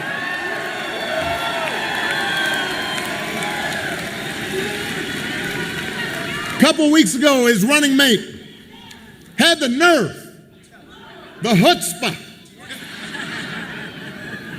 to say Donald Trump, quote, salvage the Affordable Care Act. There are a bunch of folks from Congress here. Let me tell you, he spent his entire presidency trying to tear it down. And he couldn't even do that right. And now, 8 years after he was elected, y'all saw this, he was at the debate. So the moderators asked a pretty reasonable question. It's like, well, you always say you want to, end the Affordable Care Act. What are you going to replace it with? And he kind of like stumbled, and then he said, well, I have a concept for a plan for how he'd replace it. What? What? I want y'all to think about this a second. Let's say your boss gives you an assignment, says to you, I need this done by Friday. Friday rolls around, and she says, so you finish that project I asked for? And you say, well, no, ma'am, I haven't actually started, but I do have a concept of a plan. Or, we're here in Cheyenne High School. We got some high school kids here. You should try that on one of your teachers. Papers due date rolls around, everybody's turning it in, you don't have yours. I say, well, I do have a concept for a paper. What? How's that going to go over? If it wouldn't work for you, why should it work for the President of the United States? But the good news is, Kamala Harris doesn't have the concepts of a plan. She's got an actual plan to make your life better.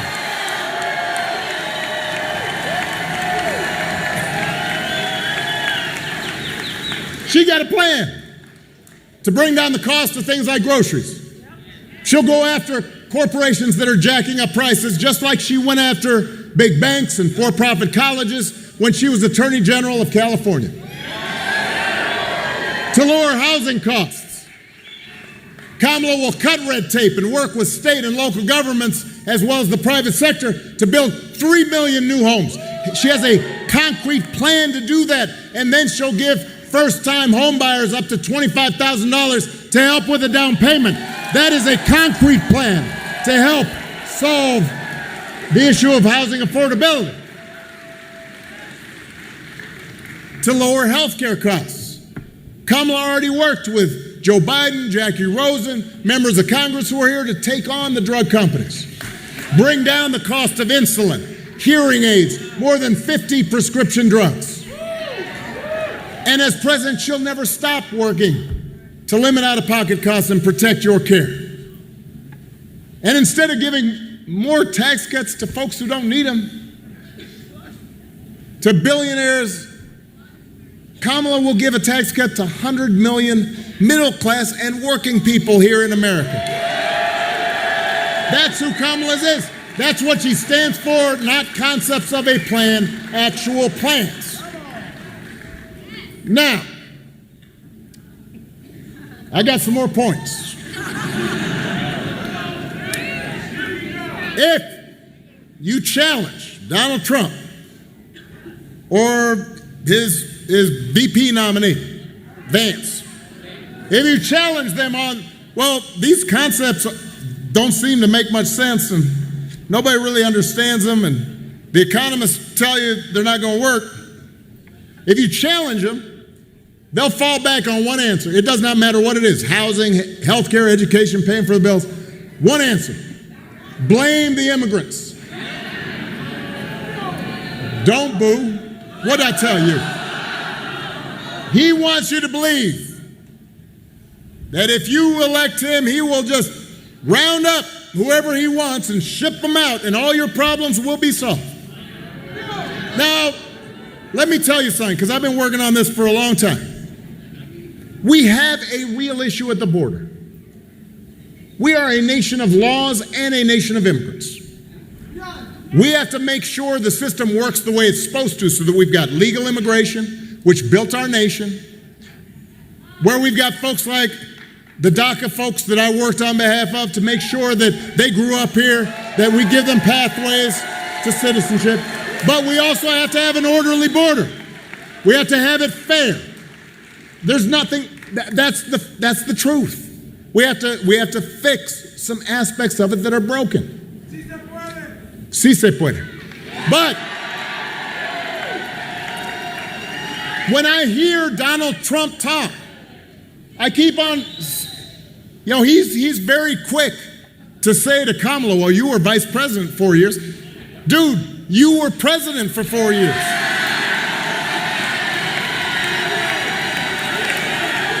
As I recall, you were up there in the Oval Office.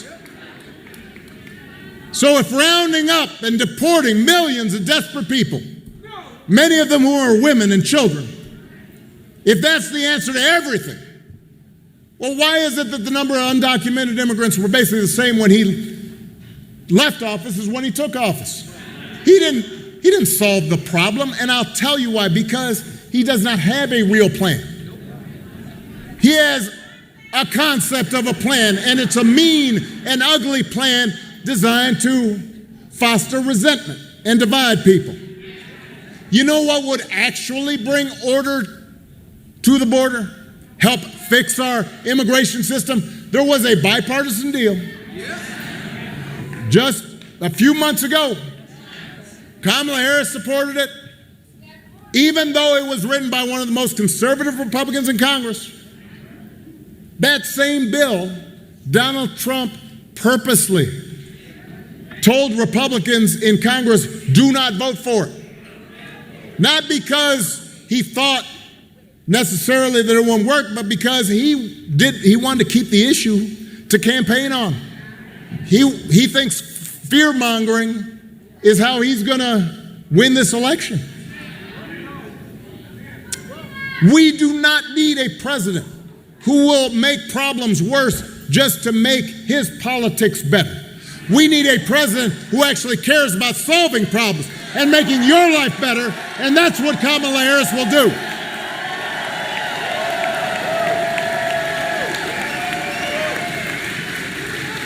And in order for her to do it, she is going to need a Senate full of public servants like Jackie Rosen.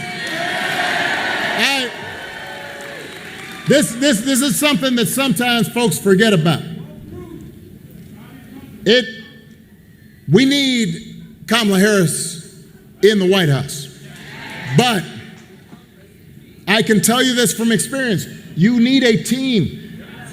Presidents are not kings, although Donald Trump would like to think they are. You need a Congress that supports what you want to get done. Jackie has a long record of looking out for middle-class families, of taking on special interests to bring down costs. She's one of the most bipartisan members of the Senate. She doesn't care which party you're from. If you've got a good idea to make life better for the people of Nevada, She'll work with you. She's for it. That's the kind of person we need in Washington. Okay. All right. Okay. Let's settle down. We got some work to do. We got some work to do. But can we give it up, please, for Chris? Thank you so very much. All your leadership. And Michaela, I was looking for you. I don't know where you are, but I'm saying hello to you, too, because you are part of the reason I do what I do. Thank you. All right, Harrisburg, are we ready to do this? Are we ready to vote? Are we ready to win? Yes, you are right. Oh, it is good to be back in Pennsylvania and with so many incredible leaders, including your extraordinary Lieutenant Governor Davis, State Representative Kim, and Mayor Williams. And let's send Bob Casey back to the United States Senate. All right. Okay, so this election is underway, and I want to thank everyone for taking the time out of your busy lives to be here this afternoon, for us to all be under one roof together, sharing this moment of commitment to our country and each other. I thank you all for the time that you are taking for us to all be here together.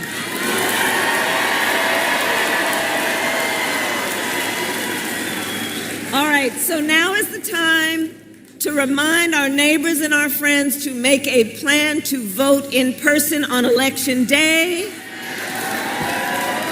or to return your mail ballot.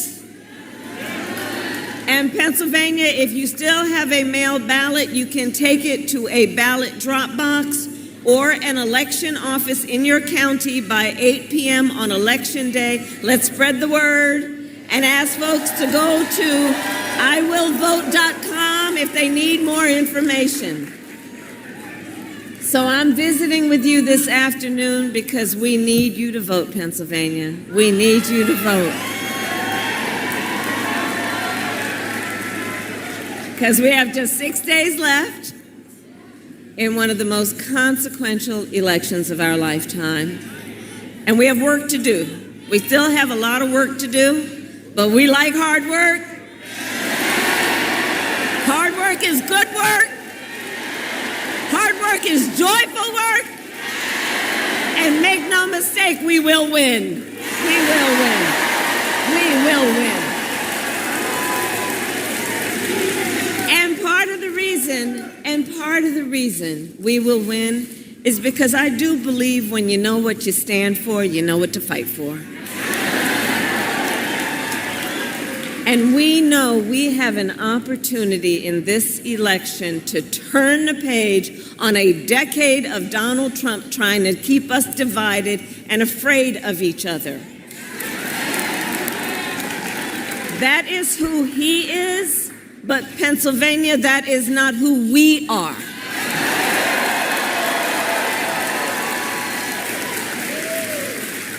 And I know plenty of folks are just exhausted with it all and know that it is time to stop pointing fingers and to start locking arms.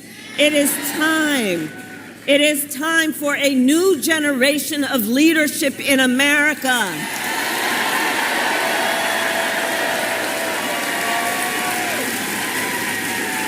And together with you, we will do this, and I am ready to offer that leadership as the next president of the United States of America.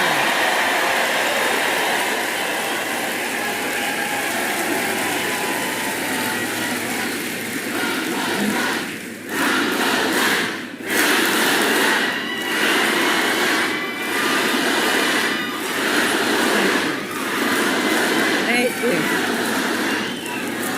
And let me just say, Pennsylvania, you know my background. I am not afraid of tough fights.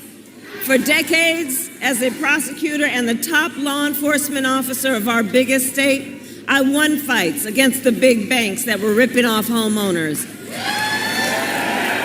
against for-profit colleges that scammed veterans and students, against predators who abused women and children, and cartels that trafficked in guns, drugs, and human beings.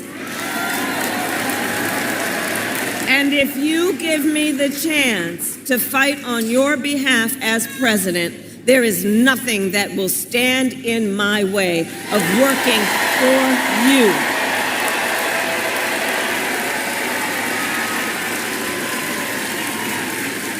And look, we know who Donald Trump is, right? So this is someone who is not thinking about how to make your life better.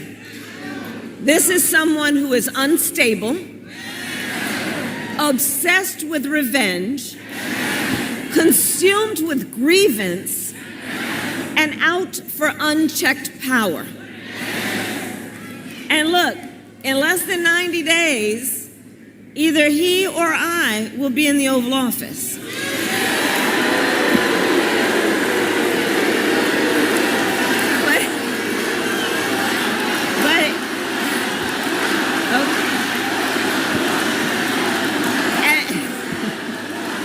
Because here's the thing, we know if he is elected, on day one, Donald Trump would walk into that office with an enemies list. When I am elected, I will walk in with a to-do list.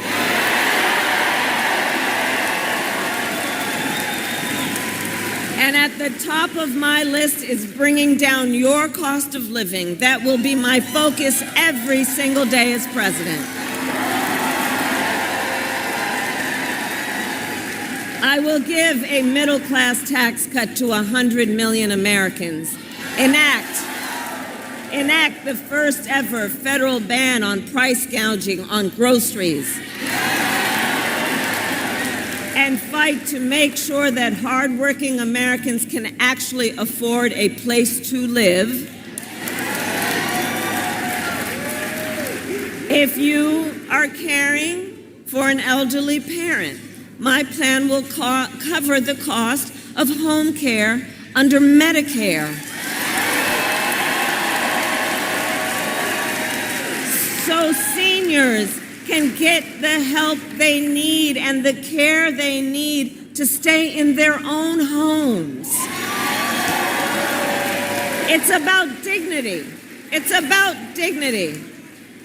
Which is why my plan will also lower the cost of child care.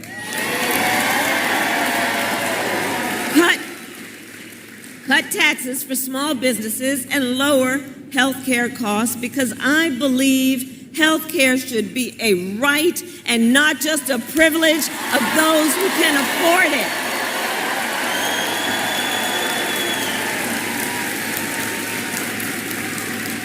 On the other hand, Donald Trump's answer to financial pressures is for you to face the same deal.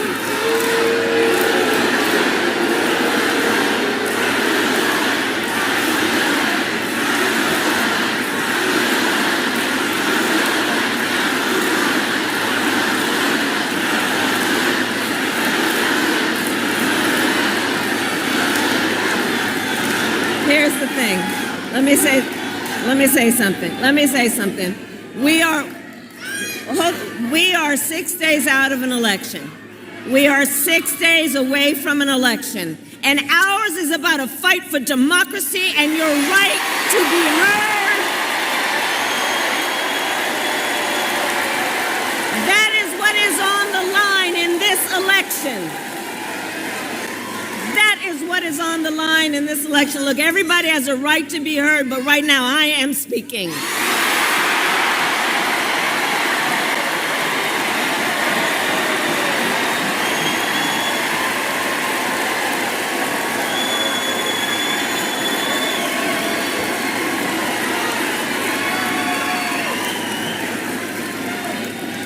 And one of the biggest issues that folks around the country want to talk about and hear is about how we are going to bring down the price of living for working people.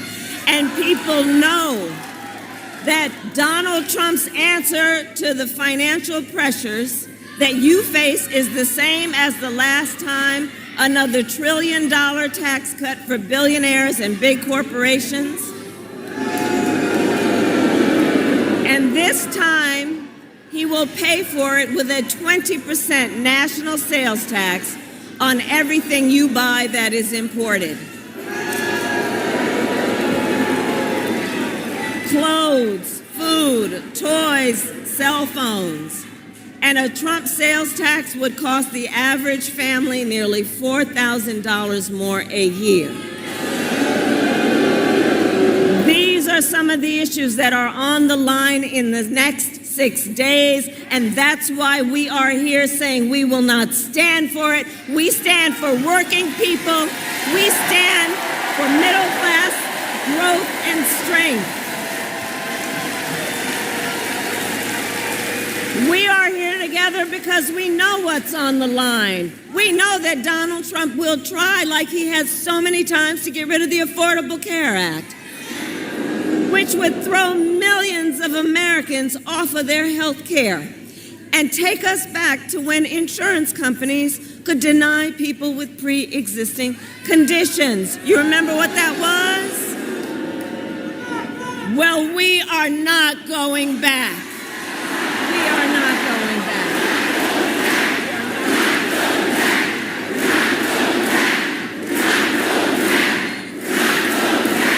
We're not going back.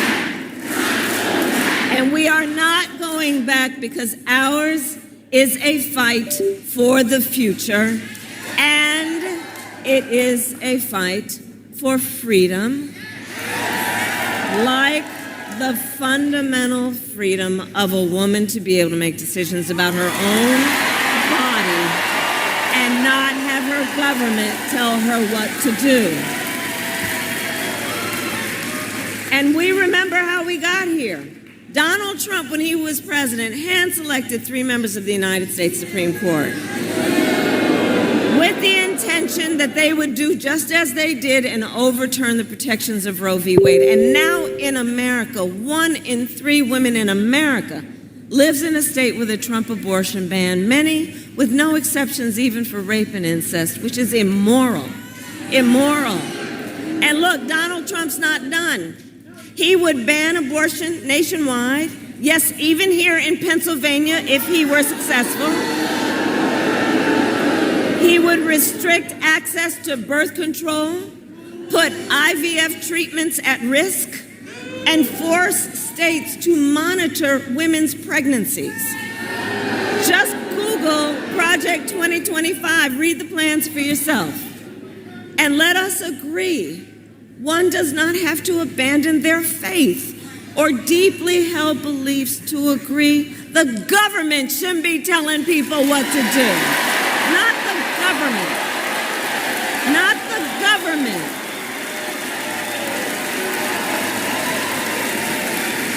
If she chooses, she will talk with her priest, her pastor, her rabbi, her imam, but not the government or Donald Trump telling people what to do.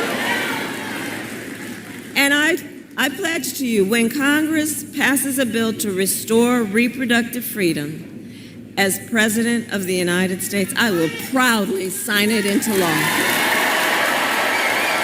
will proudly sign it into law.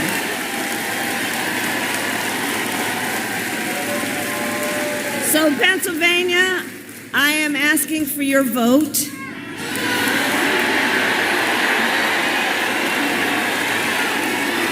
And here is my pledge to you. And here is my pledge to you. As your president, I pledge to seek common ground and common sense solutions to the challenges you face.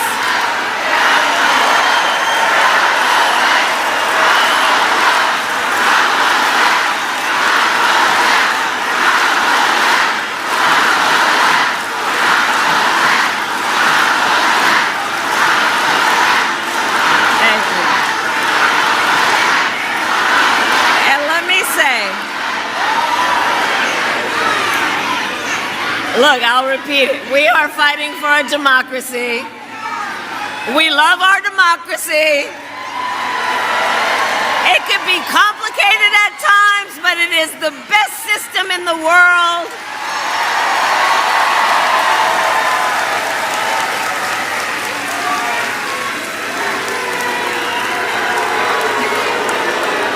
It's okay. It's okay. It's okay. It's okay. All right.